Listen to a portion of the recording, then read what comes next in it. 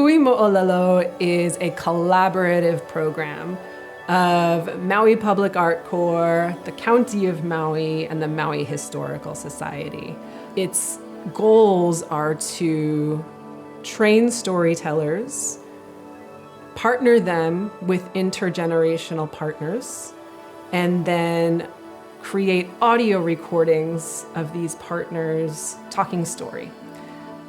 Then from there, we release these talk story excerpts on an annual basis as a request for proposals, where artists from all over the world vie for the opportunity to interpret one of these stories as a work of visual performance or experiential public art.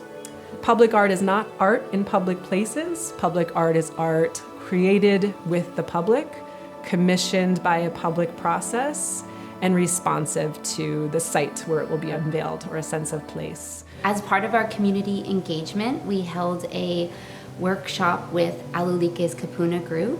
I felt very changed by the workshop, and the fellow dancers I went with also did. Kelly McHugh-White says that Maui Public Art Corps makes art not just for the public, but by the public.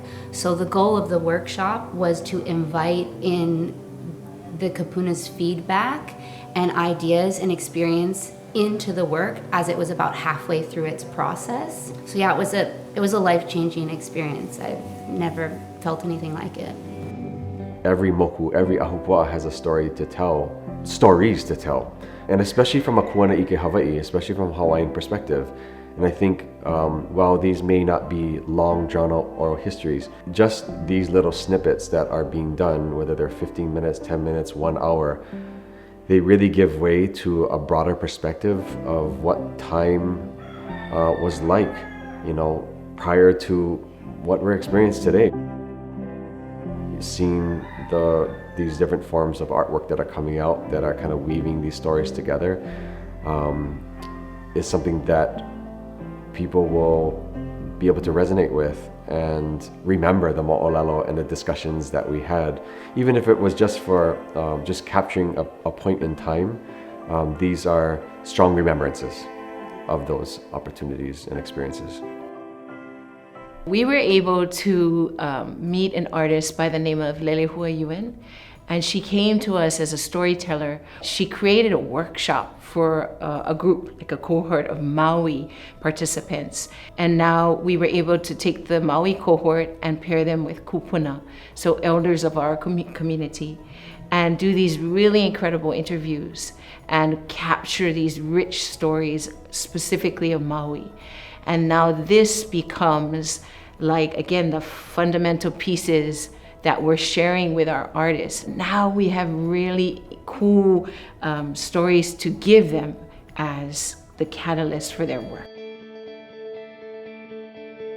My project was a collaboration with Roselle Bailey, Anuhea Yagi, Kalapana Collars, and Wallet Pellegrino.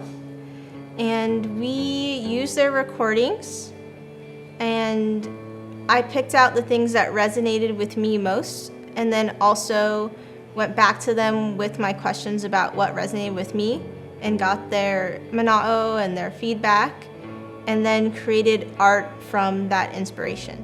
Starting with a kupuna story is important because it brings so much more depth to the artist's way of translating the story or thinking about it. Kupuna is our source of information and knowledge, and that's probably that's the most important place to start, is with your elders and their knowledge.